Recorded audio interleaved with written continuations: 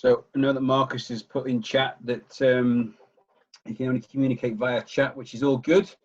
Some of the interaction that we will have will be absolutely via chat, so that's all good, Marcus. We can do that, so not an issue at all.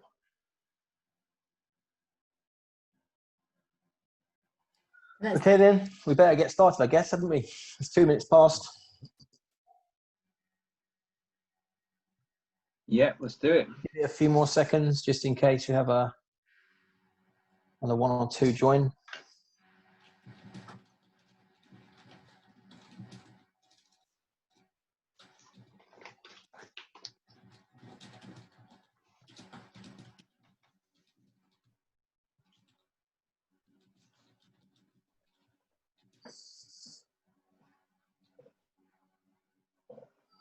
Right then, okay, welcome to habit number 7 of the final Lunch and Learn session as we conclude this fantastic book by Stephen Covey. So now we're having habit number 7, Sharpen a Saw. And before we begin, I just would like to welcome and thank 2 fantastic guest presenters. So today I'm joined by not 1, but 2. So first up, Lisa Cato. Hey. And Gavin Scott. How are we doing, guys? So sharpen the saw. Oh, have I got control yet, Lisa? There we go. So imagine that you come across someone in the woods working very hard to saw down a tree, and you ask them, "What are you doing?" "Oh, sawing down a tree, of course," they reply. "Well," you say, "you look exhausted. How long have you been doing it?" "Oh, over 5 hours. I'm done in. This is hard work." "Well," you say, "why don't you take a break for a few minutes and sharpen a saw? It will go a lot faster." "I don't have time to sharpen a saw," the man says emphatically. "I'm too busy sawing." So it seems obvious, but why don't we fuel ourselves? So there's a time I lived in Australia for a couple of years when I was in my early 20s, and my friend and I worked at the Warner Brothers Movie World, and we had to drive, we worked alternate shifts, so we didn't travel together. And we had a car to use, but not very much money. And so we didn't want to put more than $5 worth of petrol in the car because we didn't want to waste the money that we had. So the other one would get in the car, and this is what would happen to me a lot. I would then drive to work. I would drive home from work along the Pacific Coast Highway. I'd get to the same spot every time on the highway, and the car would stop as it run out of fuel. I'd have to get out of the car. I'd have to walk about 20 minutes to the petrol station, put $5 worth of petrol in the can, walk it back, fill the car, and then continue the journey home. Now, listening to the story, you go, "What, are you stupid, Kevin? Are you crazy? Just put $10." We didn't have $10, but that happened on a number of occasions. But why don't we fuel ourselves all the time as we should do? That's the question, really. So before we dive into habit number 7, we'd like to have a quick review of habits 1 to 6, first of all. So we move from a place of being dependent upon others, and then we move into independence. And we move into independence by mastering the first 3 habits, which we call like the private, or Stephen Covey calls the private victory. So we're working on ourselves internally. So we begin with habit 1 by being proactive. And this means like focusing on our circle of influence and focusing much less on our circle of concern. We then move to habit 2, where we begin with the end in mind. So we set a picture, a vision of what we want to achieve, and then we create a plan working backwards from that point to get to the start point to work out how to get there. And then number 3, put first things first, is related to like the management of time. You manage time rather than time manage you, and you'll have a lot more of it. And moving from independence, we want to move towards interdependence. And this means that we're focusing, therefore, on the outside, or what's called here is the public victory. So we're thinking, first of all, of a philosophy, of a mindset of abundance, of thinking win-win, how we can create a solution for all, that is enough for everybody. And to do that, we must go to then for habit number 5, which is to seek first to understand. If we listen empathically, and understand exactly where someone's coming from and understand their point of view to the point you can communicate it back to them as well as they can. Then you've understood them, and then you then make your point. For the purpose of moving towards habit number 6, which is synergize, and this is valuing the differences in others. And therefore, we're looking for a third alternate solution, one that was better than the other two previously put forward. And so looking at this, we see that habit number 7, sharpen the saw, doesn't fit in, but actually it circles the 6 habits. And by making sure that we focus on ourselves and we're at our best, then only then can we be a highly effective person.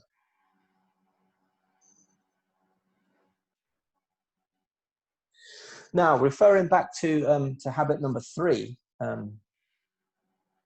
we were looking at the time management matrix. And in this time management matrix, we saw that there were 4 boxes. So as we can see, we've got the urgent and the non-urgent, and then we've got important and not important.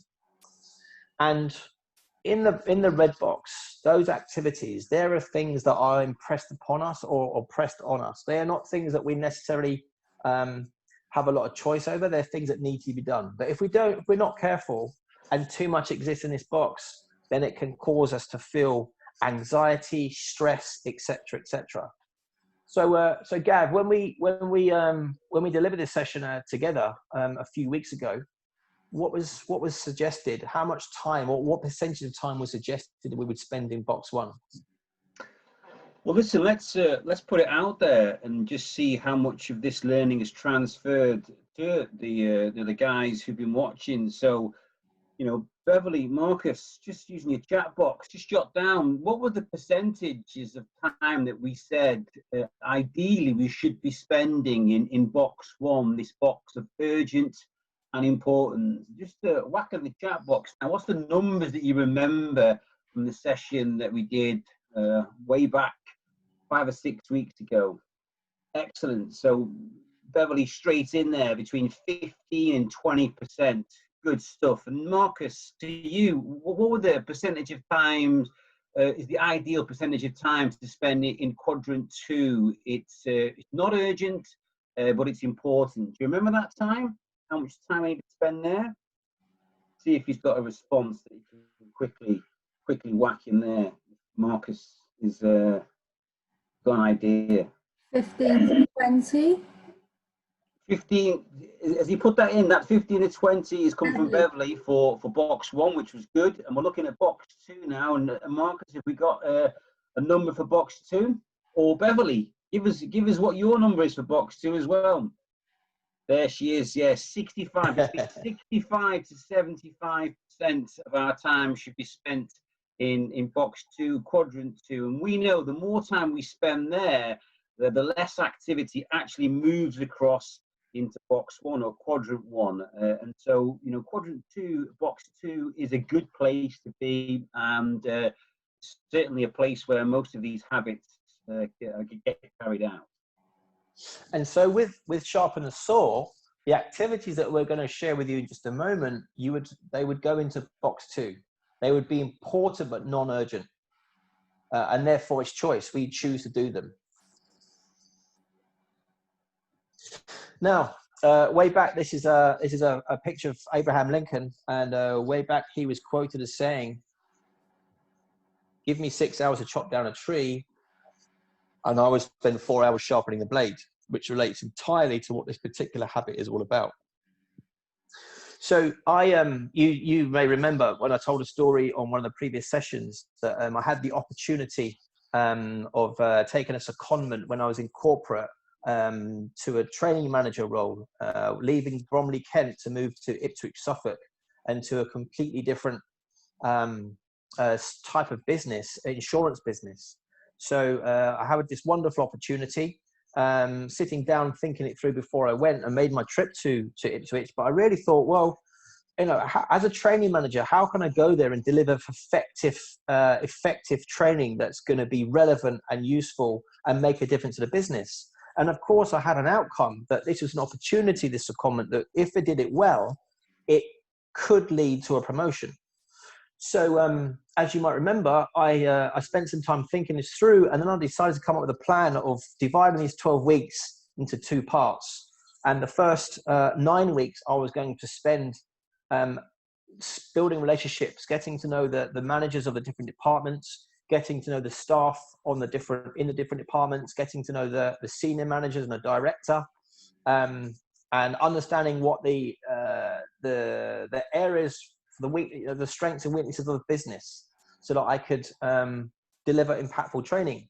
And so I was going to spend 9 weeks doing that and 3 weeks delivering the training. So I did that. And when I first carried out this strategy, I was met with blank faces. I was met with people that didn't know what I was doing, while I was at their desk, while I was asking them questions, while was I inviting them to lunch. And to be fair, I didn't know that these were the right things to do. And only now looking back on it, I remember that I had read this book, read the book, The 7 Habits, before embarking on this 12-week secondment.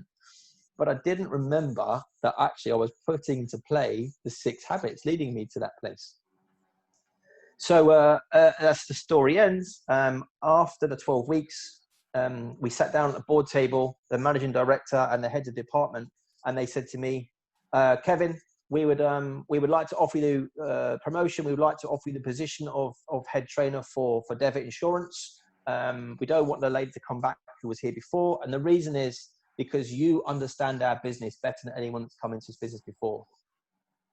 So that really played out to my benefit. That's a really beautiful example of that, quite contrary to the one where you were doing the same thing over and over again with not putting enough fuel in your car and breaking down at the same point. Exactly. Yes. Because the sharpening of the saw is, you are your own saw, your own tool. And if you're not looking at how you can improve yourself and hone your skills across what Covey refers to as the 4 dimensions, then you're not going to take yourself further faster, whether it be as a business owner, whether it be as a parent, or any role that you perform in your life. So the sharpening of the saw is what makes all the other habits possible. It's to sharpen your mind and, oh, come on, slides. And it's preserving and enhancing the greatest asset that you have, which is you. You know, you can't pour from an empty cup. So from when you are looking after yourself, and when you are looking after what we talk about in here, the 4 dimensions being the physical, social, emotional, spiritual, and mental, and giving attention to these and bringing balance and a daily commitment to them, that's when everything starts to kind of scale up in our life. It means exercising each of these regularly and consistently. I've found this I've heard the principle of this from so many different directions. And like Kevin was saying about his story when he was going to be the trainer, is that he didn't even realize that he was practicing the habit of sharpening the saw, learning more, how he could hone his skills whilst he was doing it. So it can go into a subconscious state. And many of us as business owners are constantly trying to improve ourselves, whether it be in the physical, mental, spiritual, or social, emotional, in order that we can take ourselves forward and improve our businesses. So if we look at each of these separately, what makes up the physical dimension? Relaxation, nutrition, exercise, sleep, and hydration.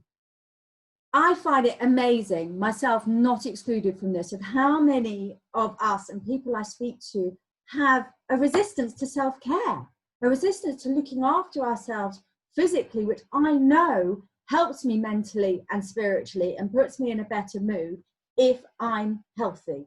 I don't, the amount that we don't allow ourselves to relax, and putting time into faff or relax or doing something for ourselves is something that we often don't allow ourselves to do.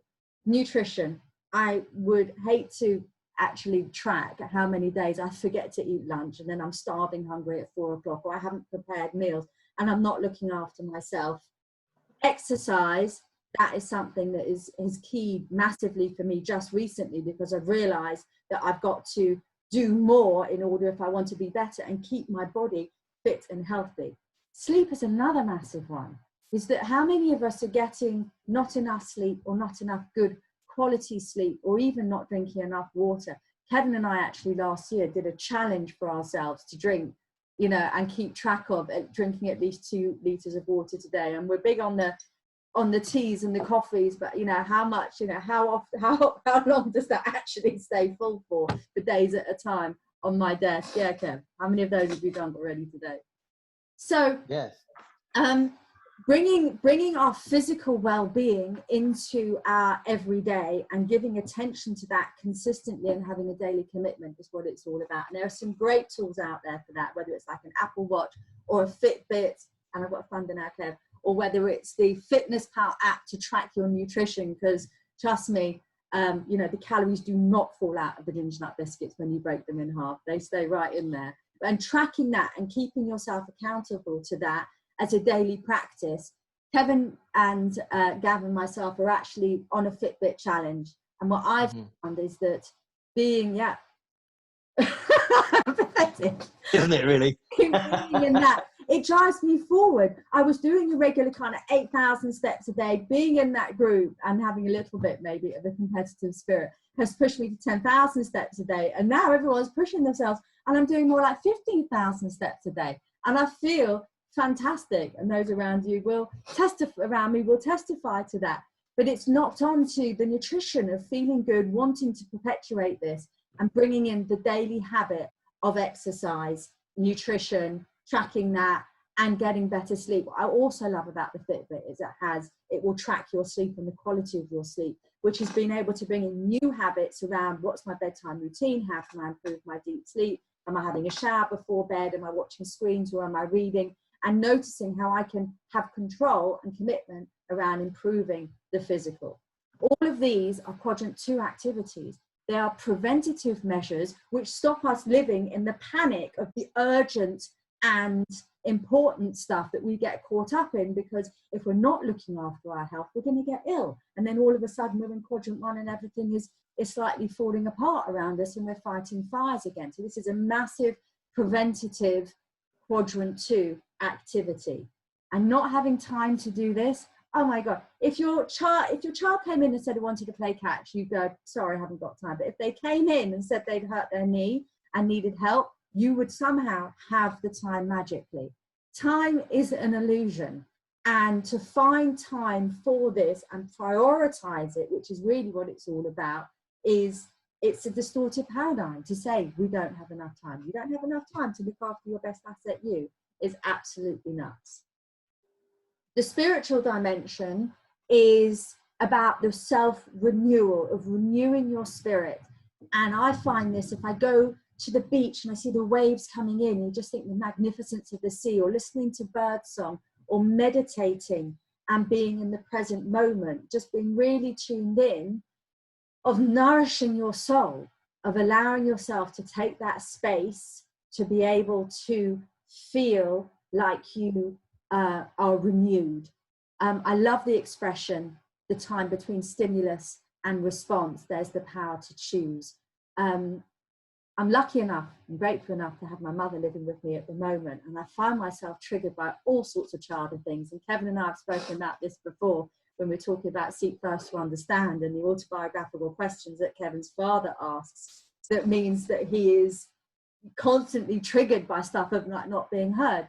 But what I've found is by exercising my patience muscle, is that I have a choice of how I respond to that. And I can create that space, and I feel totally like I've grown as a human being if I'm not caught up in giving the same response as I've always given because I'm triggered, and allowing myself that space. So meditation, and if you're that way inclined, prayer takes you into that self-reflective space where you can really be centered in yourself. And practicing that really does bring calm and focus to your day. Mental education, being part of the Bradbury Mastermind means that you are pretty much probably into books in one way or another, or having it thrust upon you by Bradbury, who is obviously big book reader. Educating ourselves, sharpening the saw of our mind, of going and getting additional learnings, and even if it's the same message, hearing it in another voice or a slightly different way so that it resonates with us. Even with the 7 Habits, I got much more. I got different messages out of it the second time I read it than the first time I read it. Journaling also massively can help with sharpening the saw of your mind. The questions that we don't give ourselves enough time to think about.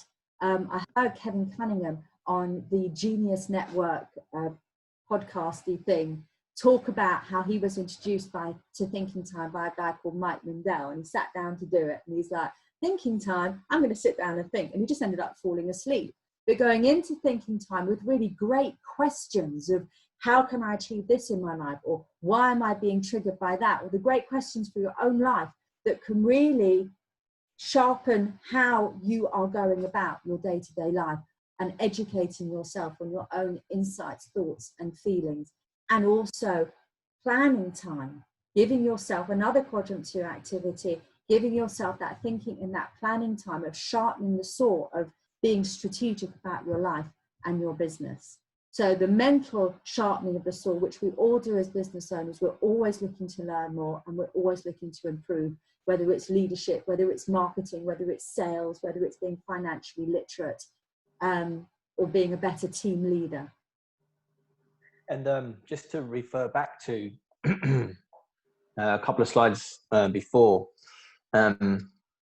on the relaxation, the sleep and what have you, I was online last night looking at a new, potentially getting a new mattress, just because I don't have a bad sleep at all, but I think it's about time I got a new one. So that's why I'm looking for a new mattress. And then reading the comments on there about this particular mattress that I had selected, and then these reviews about people, what they're saying, and they're going, oh my God, best sleep I've had in ages. Oh, I've never slept so well before, etc., etc. And it just made me realize that something I've taken for granted as a good night's sleep, but that's not the same for everyone. So if you're not getting a good night's sleep, how is that impacting you the next day? If the mattress you're sleeping on isn't supportive, or is too old, or what have you, whatever the situation may be. And of course, nutrition as well. Even Yvonne said to me, what, you're going to talk to all those people about nutrition? You keep skipping lunch. I was like, yeah. But because we're not perfect, we're not perfect, but that's the point of raising the awareness, right? Is that we focus on what can we do differently, or what can we, because it's these tiny small, well, they feel like small things. They feel like small things to do, but they're highly impactful. And then going forward to the mental slide again, a really good book, if you haven't got it, for great questions is from Keith Cunningham's The Road Less Stupid. I mean, that's great questions to ask yourself as an entrepreneur, as a business owner. Those questions in there, that's what they're designed for, to give you absolute top quality thinking time. I've actually started keeping a third journal. I've got my private journal, which no one will ever read. I've got my studying journal, and I've actually just created a thinking journal, which I write down my thinking questions for my thinking time for all of those questions that we never take the time, so that when I sit down to do thinking time, I know what I'm focusing on. What was interesting with the nutrition one as well is we're not fueling our body if we're not giving nutrition. There's times when I start to slow down and go, have I eaten? And the minute I eat and eat something healthy and nutritional, suddenly I'm revitalized, let alone magic coffee, Kev. Yes. Yeah, what this magic coffee? That magic coffee. If you haven't experienced the Lion's Mane magic coffee. This is from Salve, one of our masterminders. This is one of his products. And Leash and I have started drinking this recently. And it's one of those moments you just don't go back from, right? So it's got lion's extract in it as well, which helps with short and long-term memory. But it's fantastic. Absolutely gorgeous. So moving on to social and emotional. We are social and emotional creatures. We greatly benefit from being around those we love and like. And I was even had a very powerful coaching call this morning, and part of that was about hugging, like the importance of hugs. And like there's a phrase that say the hugs make the world go round. Well, it became so apparent to me in that conversation, because I was thinking about my own personal situation with my father, etc., and Lou lockdown, what have you, that how important it is. Now, that's one thing, but we don't always see things the same way. So in this case, what do you see, Gav? Well, now I see the young lady. Yeah. Right. And I see an old woman. So now Gavin and I have a difference of opinion. So is Gavin right? Am I right? Is Gavin wrong? Am I wrong? Well, sometimes we can both think each other's right or wrong, but in this case, we're both right. We just have a different perspective. So I might come to you and say, I consider we're approaching this situation differently. Why don't we agree to communicate until we can find a solution that we both feel good about? Would you be willing to do that? And of course, that is habit number 4, win-win. Then upon agreement, I'll then move on to habit number 5. Let me listen to you first. But instead of listening with intent to reply, I'd be listening empathically. I'd be listening in such a way that I completely get and understand their point of view, to the point that I can repeat it back to them as well as they can tell me. And that's when I'm on the same page. And only at that point, then I could then seek to be understood and share my point of view. And then, of course, from there, I'll move towards synergy. So valuing the differences. And then we're looking for a third alternative solution that's better than the one that either two parties put forward before. Just reverting back to your hug comment, I think it's been scientifically proven that a 20-second hug releases oxytocin, which can lower blood pressure and improve your mood. Yes, I've forgotten about that. Super important. Yeah. Absolutely.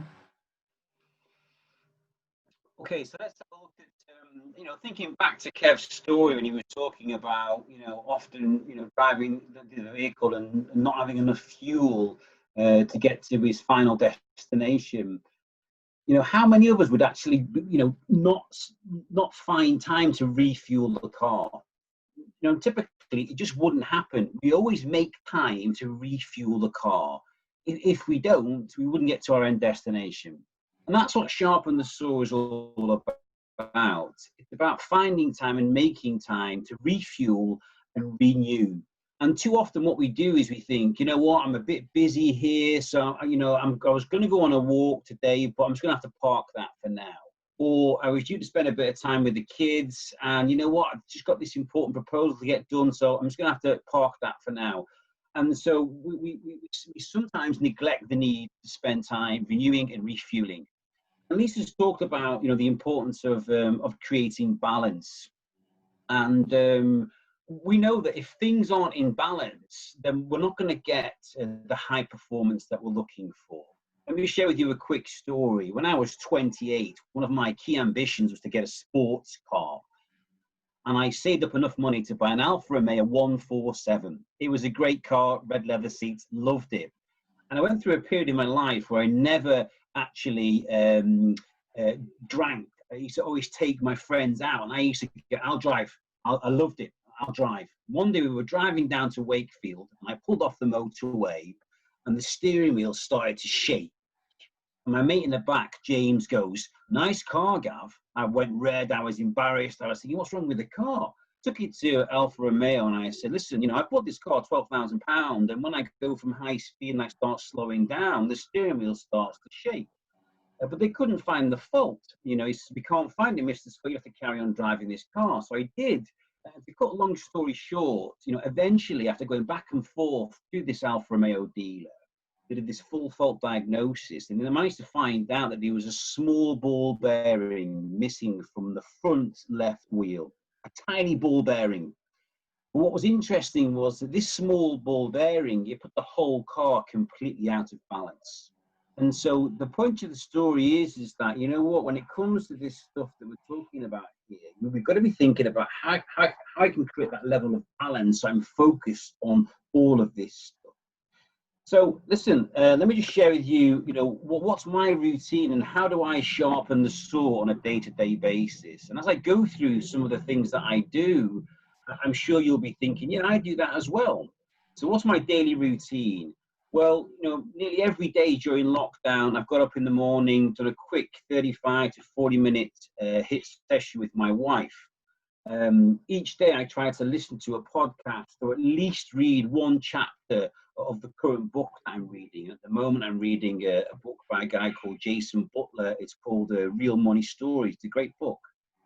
make time to go on a family walk with the kids and my wife. It gives me some time to connect with nature and have a bit of some headspace, and be present with the kids a little bit more.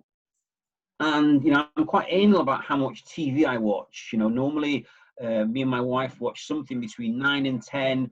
Often it's educational, it's quite thought-provoking, and I avoid watching a lot of the dross that we can see on TVs these days. And I read recently that we, on average, a TV, we spend between 35 to 45 hours a week watching TV. It's just crazy. I mean, how much good stuff could you be doing and sitting down and watching TV? And I make sure, Lisa's talked about, sleep. I make sure I go to bed at a reasonable time to get a good sleep score so that I'm fresh and ready to take the day on the following day. Lisa, just what are some of the things that you do to sharpen the store when it comes to your daily routine?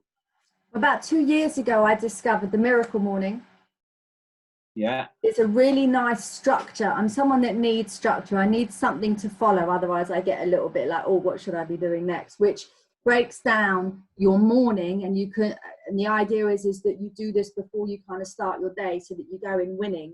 And he has a great acronym, which is SAVERS, which is, he calls them the lifesavers, which is S for stillness, which is meditation or prayer, A for affirmations, visualizations, exercise, reading, and scribing, which is of course journaling, which is not, so I started that about 2 years ago, and I've just revived myself into it, and I've never felt better. So I'll get up, I'll do some yoga stretches just to get myself moving. I will go on a dog walk whilst listening to an audio book. So I started combining them. I sit down, I read a chapter of a book that I'm studying and make the notes, and I incorporate across the whole of my day now at least one or all of those habits at some point in the day. And I know that Bradbury's recently started the 5 a.m. club, which is the Robin Sharma version of it, which breaks it down into 3 lots of 20 minutes. So 20 minutes reflection, 20 minutes growth and learning, and 20 minutes movement. So, all of these structures are really good. Robin Sharma also has a 66-day habit app, which is really good to go on there with meditations included and stuff, just to help you keep on track. Because starting something like this is like, where do I start? How do I incorporate it? How do I bring it into flow? Like driving a car. My 2 hands are doing something different from my 2 feet. And it takes some time to get into a rhythm of it and what works for you. I would do swimming and listen to my affirmation when the pool was still open. So bringing it into just becoming part of your daily practices and your commitment to that. I've noticed when I've dropped off, I'm not some kind of saint that has done this consistently every single day for the last 2 years. But and so when I've dropped off from one area, I've gone, okay, something doesn't feel like it's in flow. Oh yeah, let's up the meditation or do a bit more exercise to get the dopamine and the serotonin going and reduce the cortisol. So yeah, the habit hacking pretty much saved my life from depression and anxiety a couple of years ago. Wow. I mean, and there's definitely, from what Lisa's sharing there, there's definitely plenty of stuff out there, guys, that, I'm sure some of you are using already, and we can definitely get our hands on. It sounds like Savers is a good little one that we probably will include somewhere in the Facebook group, so that it's a good little reference point. So let's put it out to you. Let's get some interaction and some engagement from you guys listening now. So, if you've not got your chat box open, then just open it up for me now. I'm going to ask you a few quick questions just to see where you are at when it comes to each of these 4 dimensions of renewal. So thinking about physical, and we've talked about exercise, nutrition, it says on there stress management, we looked at sleep and whatnot. On a scale of 1 to 10, how well are you performing in this area when it comes to physical? So 1 being very low, 10 being, do you know what, I'm smashing it out of the park. But just go through some personal rigorous thoughts. What number have you got? Lisa's gone in there with a 7. What else have we got from some of the guys that are on? I'll give you a few moments just to find your numbers. Wow, there's a whole load of information that's been Thanks. That Marcus was sharing some of the stuff that he does for his daily routine by the looks of it. Yeah, great. certainly knocking out a number of these dimensions with that little routine there. Bev's gone with the physical. She says I'm a 6 with that. It might be the case that Marcus might have gone with a 7. So we can certainly see that there's, you know, we're in a reasonably good space with this, but there's definitely some room for improvement. And we're not talking about making massive changes here. It's simply a case of making some small changes that will make a big difference. If you think back to the Alfa Romeo story, it's a small change that had a massive impact on the overall performance. You know, Mark is saying there that when I don't follow the routine, I know it later in the day. And we often, you hear people say, you know what, I missed the workout session this morning. I'm feeling it now this afternoon. You know, sometimes exerting that level of energy gives you more energy back, and it definitely releases that level of serotonin that we need and reduces the amount of cortisol that we have in the body. Let's have a look at this one then. When it comes to the final question on this section here then, so when it comes to mental, you know, so reading, visualization, planning and writing, on a scale of 1 to 10, again, how well do you feel you're delivering in that dimension? Just whack us down a quick number in the chat box, and let's have a quick look at seeing what we've got. Great, so Marcus is in there quickly with a 6.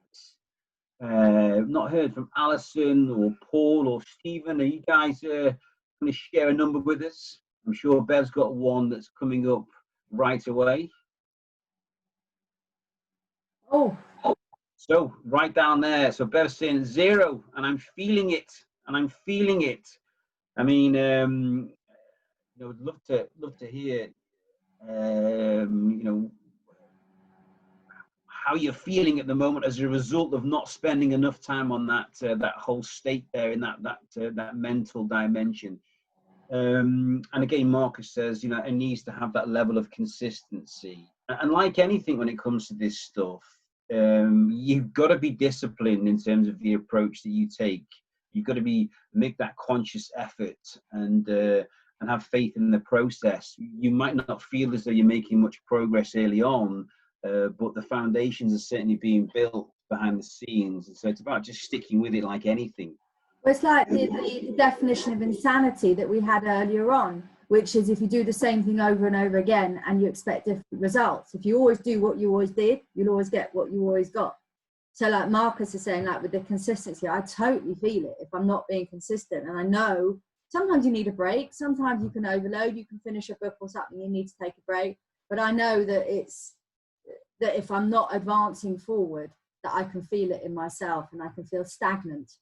So bringing that in it can be tough, but it is worth it, and we feel it if we don't do it. Absolutely. And so just to finish off, I would definitely encourage you to have a think about almost creating that. I think some of you may have done exercises in the past. It's called the Wheel of Balance, where you simply rank yourself on each of these 4 dimensions. In the center, you've got a 0, and at the very edges, you've got a 10. And all you do is you rank yourself and you draw a little bit of a line to see how in balance your wheel is. And quite often you'll find that there's something that actually, you know what, is not quite in balance, and therefore you've got to think of what I can do about that. How can I put that in my journal frequently, actually, as I do a check-in with myself on a wheel of life, on the social, emotional, and the relationships, and the finance, and the career, and I see where I could bring better focus to raise my game, as well as what would a 10 look like, which is good. If you know, what would I need to do to be able to push this forward? What I love about the description that Covey gives to the habits towards the end of the book is how he shows them all to be sequential and interlinked, and that the more proactive you are, which is habit 1, the more effectively you can exercise your personal leadership, which is habit 2, which is starting with the end in mind. And that leads on to the management of habit 3 of your life, of putting first things first, of prioritizing. And the more effectively that you manage your life and you prioritize the right things, the more quadrant 2 preventative stuff and renewing activities you can do, which is habit 7. And the more that you seek first to understand, which is habit 5, the more effectively you can go for the synergy and the abundant mentality of win-win solutions, which is habits 4 and 6. And the more that you improve any of the habits and moving from dependence of you needing stuff done for you to independence of being able to do things for yourself, which is the foundation of the private mastery of habits 1, 2, and 3, the more effective you'll become when you become interdependent, which is in a collaborative environment once you've done habits 1, 2, 3, 4, and 5. So the renewal of habit 7 is the process of renewing all of the habits. And that's why I love it. It's around the outside of the wheel, holding everything in, and just kind of the cycle of it, of being all interlinked and flowing from one another. You know, like when you exercise more, it improves your mental attitude, which means that you're more proactive in doing other things. I love the way that it all just kind of flows together. Okay, and so just before we get towards the end of the session then, so, you know, renewal is the principle and the process that requires us to move onwards and upwards when it comes to what we want to achieve. And, you know, it's often the case that, you know, we'll learn something, we'll make commitments about that new learning, and then we don't follow up with the action. And, you know, if we don't follow up with the action, then the learning is quickly forgotten. If you think back to our mastermind sessions, you know, Dan always gets us to do that review of some of the specific actions that we've taken. So we've got to make sure that we take action. And like anything, it's a discipline, yeah, that requires conscious effort on our part. And being disciplined, you know, it's not easy, like the word suggests. And if you think about, you know, keeping fit, you know, it can be a challenge to maintain that daily focus of regular exercise and good nutrition, and you can easily fall back into bad habits. I mean, how many of us, you know, start the week on a Monday and say, right, this week I'm going to really focus, I'm going to eat better, I'm going to do more exercise, I'm going to drink less. And we do really well, and we get to Friday and we think, you know what, I've worked really hard this week. And so we often celebrate and we overindulge. And what happens is, you know, we're back to square one, yeah? And so, you know, we've got to keep this disciplined approach when it comes to these whole 4 dimensions of renewal. And some of you, you know, when we start, you know, taking some action with this, some of you, you know, you might see the benefits straight away. Some of you, it takes a little bit longer. And, you know, in his book, Stephen Covey talks about the Japanese bamboo tree. He says that, you know, for the first 4 years after nurturing it and watering it and whatever else you do with plants, nothing happens, right? And then in year 5, it grows 80 foot. And so often it's the case of, you know, believing in the process and continuing with the process because the foundations are being built behind the scenes. And sometimes we don't see any green shoots until, you know, sometime later, but, you know, they're definitely on their way through. Okay. What I love about habits is the more you do it, the better you get. It's like being in a computer game and leveling up. Is that the more you commit and the more you learn, the more you do, and it's just this continual enhancement of your performance and quality of life and relationships. The more you do, the better you get at it, and the more practiced you get at it, and then you can just inch your way forward. It doesn't have to be big leaps. It can be these small incremental steps as you master yourself, your self-mastery and your environment and your leadership, just constantly pushing yourself forward into this ever upward spiral, which I love. Yeah, if someone said to me before reading this chapter, how do you sharpen the saw? I wouldn't have known the answer. I wouldn't have been able to say anything. I'm like, I don't know.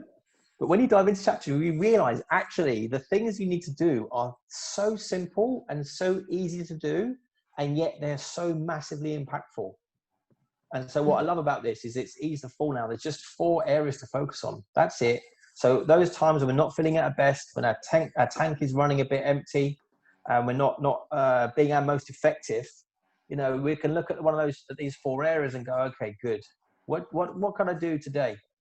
What can I do now, even of one of those 4 areas, and what can I do later on? And as I said earlier, it's about finding balance. But for me, you know, getting this Fitbit thing from the physical side, it just means that time I would have spent sitting on this couch watching you know, some rubbish TV, I'm now going out for a 25-minute walk. because I'm in this fantastic group with Gavin and Lisa.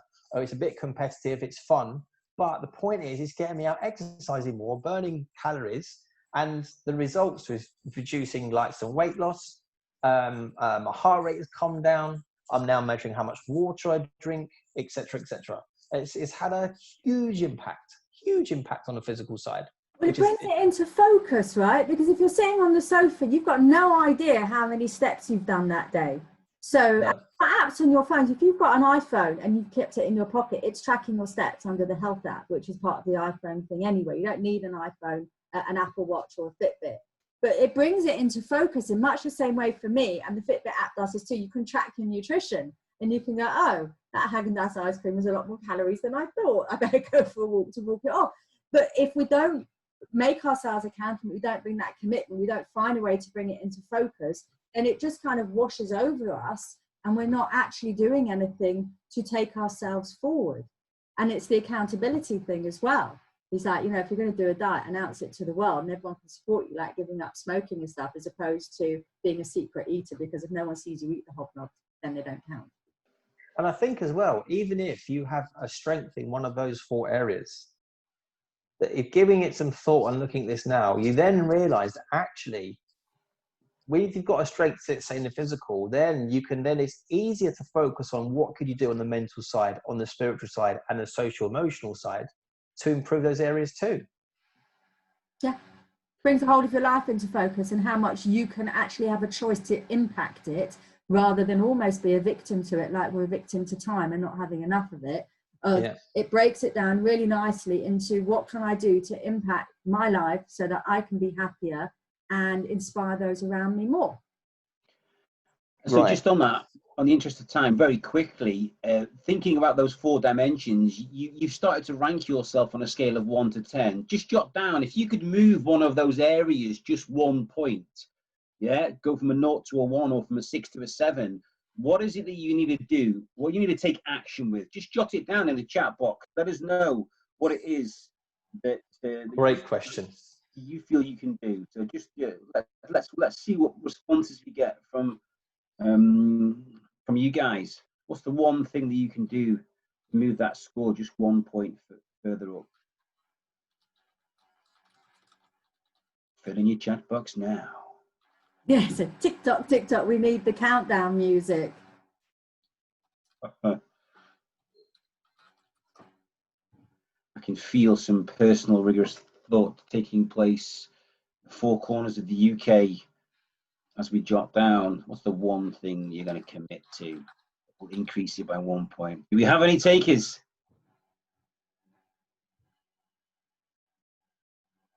Yeah. Lisa's obviously put down the fact that more stretching and more strengthening of the ankle following a sprain a few weeks ago. Good. Any more little one-liners from Alison, Bev, Marcus, Paul, or Stephen? For me, now that I've finished the 7 Habits and even my next book, what's my next book going to be that's going to re-educate me? Just do it. Make the time. Less Q1 and firefighting. Yeah, and sometimes it is a case of, you know what? Think about the fuel analogy. If I'm about to run out of fuel, I wouldn't just carry on driving. I would stop and refuel. Same rules apply. You'd leave the house 30 minutes earlier in order to get to the petrol station, right? Getting up 30 minutes earlier to bring some of this into focus is all this. Get that mattress, Alison.